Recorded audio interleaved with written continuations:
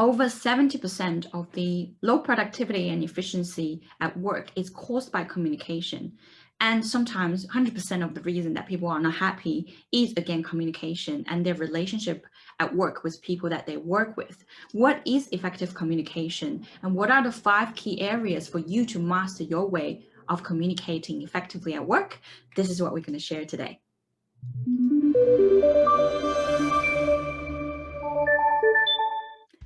Hi everyone, Jade from Career Journey Professional, helping you to find and land in the career status and life state that suits who you are, what you're best at, and fulfill what you want to contribute and shine as who you are.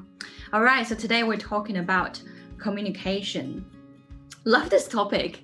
Reason being, I've recently finished creating a whole module, online learning, interactive module on how to effectively master your communication at work. So again, this will be a relatively longer video. I will break it down into different parts, and then you can drag to the part that you want to listen. First, I will start with what could go wrong when there's no effective communication at work. And then move on to what does effective communication entails, what does it include, what does it look like, types of communications, and what are the mistakes that people could encounter when they're trying to improve their communication if it's not working. Lastly, what is really needed for you to learn to master communication at work in your own way, which includes 5 key areas and 7 C principle. So let's dive into it right away. What could go wrong when there's no effective communication or the relationship through the communication at work with your colleague is not really going well? You could miss deadlines. There could be long, messy email threads that you couldn't even find the right information. It's just so dreadful to read it.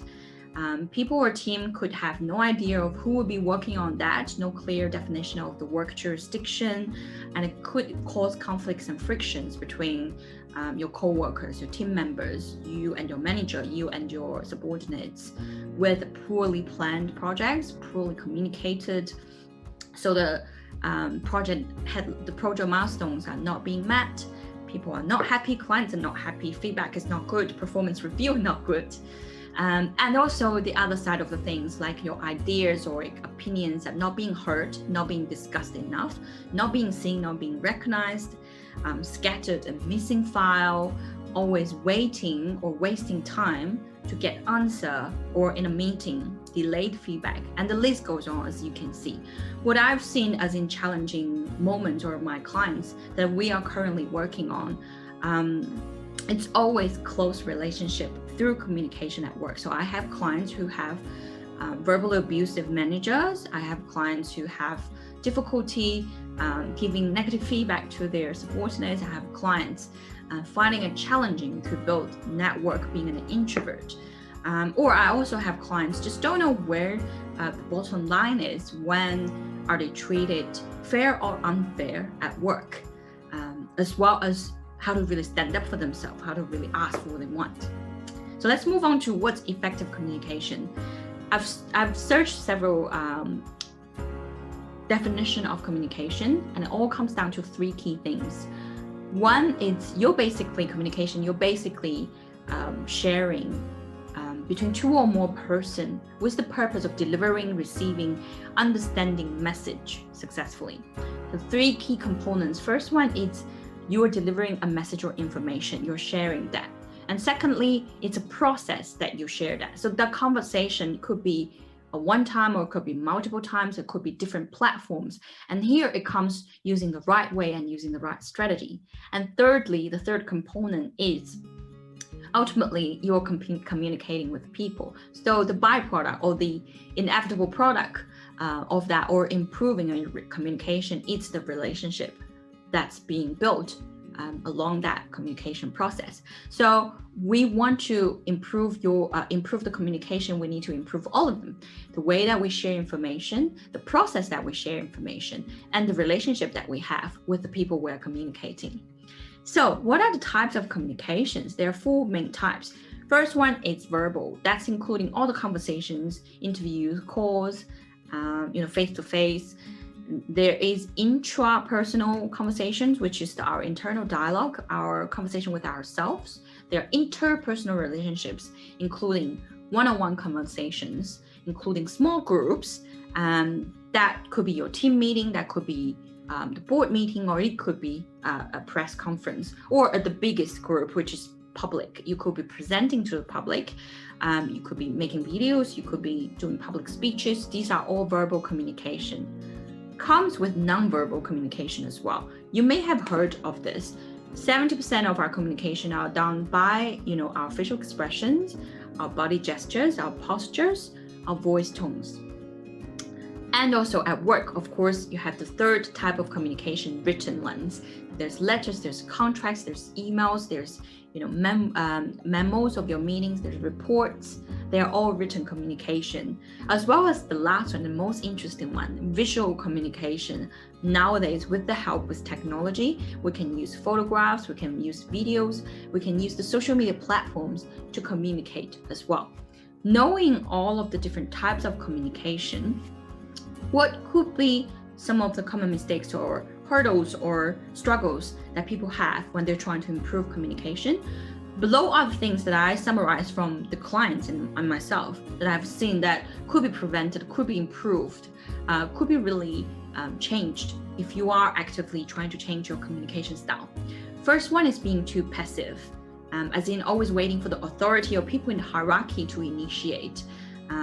Even they have something they want to express, they just don't know how to initiate or don't know when and how and what is appropriate to express and initiate. But the end result of being too passive is passive aggressive, not happy silently inside, don't want to go to work, don't want to talk to the manager or boss. The second one is too late to convey the message across. I always have clients having an interview the next day and then the day before come to me, never prepared for interviews, or panicking. It is going to be a process preparing that. And also there are times, couldn't stress enough, prepare and communicate with your manager before the final performance review. Don't wait until they've already come out with a result with the higher management team of how much percentage, what's the percentage they're going to increase. At that point, it's just too late.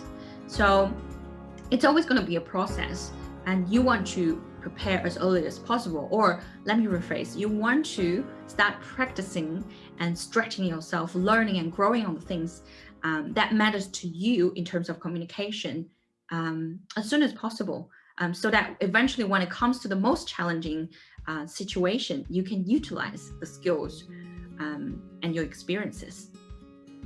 Thirdly, not asking or fighting for what you want.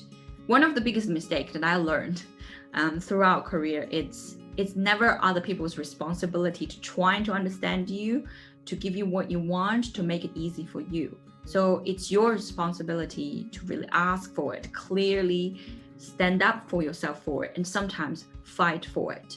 And when I say fight, it could be a process again. And this is coming back to expressing your truth.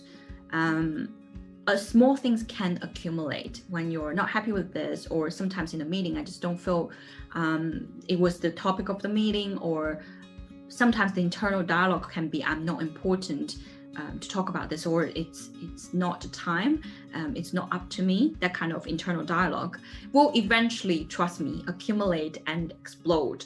And bad things could happen from there. You will leave the job permanently. I have clients who just eventually came out and write a really long ass article about the whole management team, and then being sacked and also banned by several companies in the same industry, all because she was suppressing herself so much to a point that it just came out really badly and emotionally as well. Fourth mistake that I've seen people doing is don't have a clear personal purpose or strategy that serves them when it comes to communication. A common example is when people say networking, and they just really go out and network and trying so hard, doing something so uncomfortable without knowing why they're doing it for themselves. Do they even need to do it? For example, I always have clients saying, oh, I need to be on LinkedIn a lot more, and then not thinking what works for them on LinkedIn. You don't have to do what everyone else is doing. If everyone else is sharing, article, You don't necessarily have to do that. Or if everyone else is just sharing their success or selling themselves, you don't have to do that. Knowing the purpose, the strategy that serves you. And that comes down to having a clear boundary, knowing and clarifying and sticking to things that you accept or do not accept at work, in a work situation, communication, knowing how to say no as well. And lastly, is not utilizing that network. As I mentioned earlier, whether you want it or you don't want it, you are building a network anyways, because you're communicating with people at work. So it's about a matter of how do you utilize that, and how do you deliberately, consciously, mindfully started to have a purpose with it? How do you take action that's going to work for you for your long-term career goal? Okay, now let's move on to, we've shared what didn't work, what's not working, what could be a mistake. Let's move on to what could work. Let's start with the 7C principles. That's going to help you to improve your work relationships. Effective communication. I won't delve into the details. You can search online.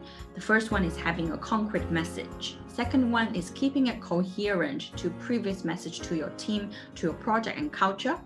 Thirdly, clarity, making it so clear whatever you are expressing, especially when it comes to if you want to use numbers and results, it's going to help you a lot. Fourth one is commitment. It's a major part of workplace communication. Sticking to your principles, sticking to your dedication, sticking to the message that you want to convey across. Fifth one is consistency. It's so important if you really want to have that personal brand, if you really want to have that persuasion, consistency is so important. Sixth one is completeness. Needless to say, a complete sentence sounds logical, professional, appropriate, and not just sentence, it's all communication. And seventh one is courteous. You always want to sound positive. Being your best, try your best effort to be honest, respectful, open, and polite. Even if it's the most negative or challenging communication, try to deliver in that way as much as possible. So I usually use the 7C principle to check some of our communication plans, some of our communication scripts, or before we go into a difficult conversation, just check in my mind quickly, do I have all those components or as much as possible in place to be a good communicator? What are the 5 key areas to really master your communication at work? Things that I learned that you need to pick up. First one, area 1, it's expressing professionally, appropriately, but also building authentic relationship in 3 scenarios. First is formal occasion.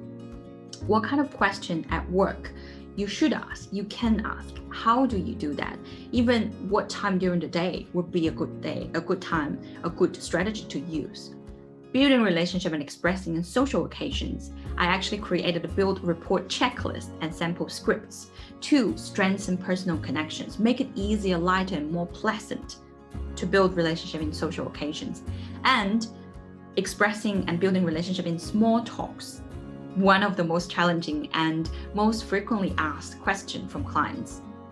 Small talk is in that fine line that it's relative to work, but it's also personal. So how do you make sure that balance is there to still build a stronger bond? How to practice that and improve it? That's area number 1, expression and building relationship. Area number 2, it's influence and persuade with conviction at work. How to ask what you want professionally. I've created a list of everything you can ask for work, from salary, from work arrangement, from training, from support from your team, from culture, from emotional support, from recognition, anything that you can think of. It's actually a very inspirational process for you to really sit down and look on the most bright side, or looking at things that you probably haven't previously thought of but it could really help you to communicate better, to work better, in a better state. How to ask for them, how to show that you're listening, how to handle rejections in those scenarios with some of the suggestions, sample sentences. using result-driven sentences, starting with your strongest point, and how to tap into people's feeling when you're persuading and influencing. Area number 2. And next one, area number 3, it's how to give and receive assertive responses and feedback, how to say no appropriately, how to disagree in a professional way, and how to come across assertive when you are delivering information across, even negative information or feedback. Area number 4 is how to naturally network your way to success. Discover what works for you in a networking situation and how to best utilize what you already have. I've actually inserted a very useful elevator pitch template for you to introduce yourself in under 30 seconds, to tell people who you are, how they can remember you, who you help, and how they can help you as well. Lastly, area number 5 is the 7-step system to master negotiation at work. I've actually created into a workbook. So once you've done your research, once you have your thoughts gathered together to prepare your business case, it will be so easy, at least a lot more easier. It's still going to be a process. There could be several conversations, but it will be the ultimate weapon for you to ask for pay rise and promotion. And my clients have had up to 40% pay rise just using that single system, just 2 pages. All right, so those are the 5 areas that you need to master for your communication. And if you're asking, where can you find this, all of those things, exactly how I'm creating this video. I've created an online course, including all of the things above. The videos, their templates, their scripts, there are workbooks, guidebooks, question vault, you name it, everything I could think of that's helpful.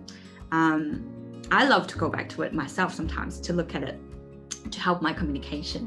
So if you have any communication concerns at work, please reach out to me and then we can have a one-on-one chat, see if it's a fit, and then we can go from there. I hope you found this video helpful. Leave a like, subscribe. I'll see you in the next video. Bye.